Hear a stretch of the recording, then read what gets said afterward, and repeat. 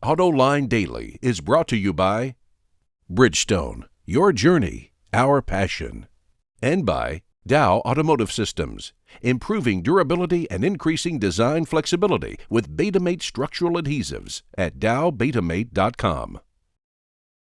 Welcome to a brand new week of Autoline Daily. We're glad that you joined us today. And here's some of the latest news in the global automotive industry. French supplier Valeo is showing off a 12-volt electric supercharger that is used in a very unique way. It actually provides boost for turbochargers. The idea is to eliminate turbo lag completely and allow automakers to downsize their engines even more. It provides full boost 3 to 5 times faster than a turbocharger in only 350 milliseconds. The electric supercharger can be used by itself, but Valeo says the best application for power and fuel economy is to couple it with a supercharger. Ford announced a number of management changes. Ken Zube, the Vice President of Marketing, Sales, and Service in the U.S., is retiring. He will be replaced by John Felice, who is currently the General Sales Manager for Ford and Lincoln. Ford also announced that Barb Smartich will be promoted to Chief Operating Officer in Europe from her current position as Head of Product Development in Europe. Joe Bacage is promoted to her job, and all these changes will start November 1st. Automakers in the American market were popping the champagne corks after they counted up August sales, but that's not happening in the heavy truck market. Wards reports that sales of medium and heavy-duty trucks fell 8.6% last month, and that represents the 6th month in a row that truck sales fell. But here's the interesting part. Almost all of the decline is related to the ongoing business problems at Navistar International. Interestingly, International pulled in a couple of former General Motors executives, Troy Clark and George Borst, to try and turn the company around. But they say they can't straighten out the mess until at least the end of next year.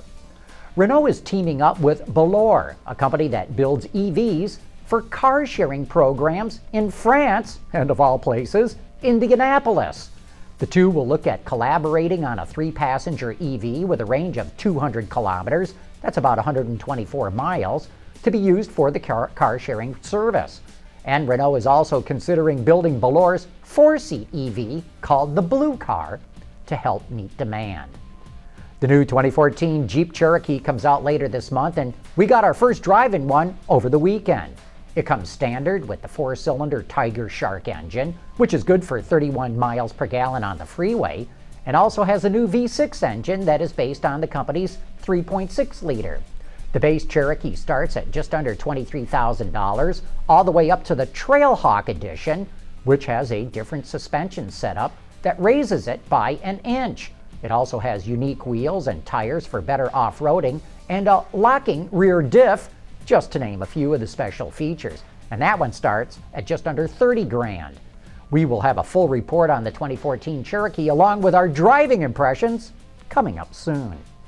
I'm sure many of us follow our vehicle's MPGs through our dashboard readout, but did you know those readings may not be accurate? According to the EPA, the readout is not actually measuring fuel consumption, but uses an algorithm that monitors things like RPM, gear selection, and throttle angle. Most of these gauges overstate fuel economy by 5%, but some can be high as 19%, which means the readings could be off by thousands of dollars worth of fuel over the life of the vehicle. Coming up next, we're going to take a look at the new Corvette. We'll be back right after this. Dow Automotive Systems, driving solutions in automotive, commercial transportation, and aftermarket with innovative products like Betamate structural adhesives. Lighter, stronger, safer. dowbetamate.com.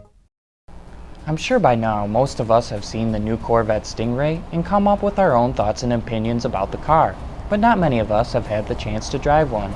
So when we got the chance, we had to ask, what were Chevrolet's goals in terms of handling when engineering this new car? We're always looking to improve the performance, track performance, street performance. We didn't have a specific goal in mind, like a specific Nürburgring time or anything like that you're talking about.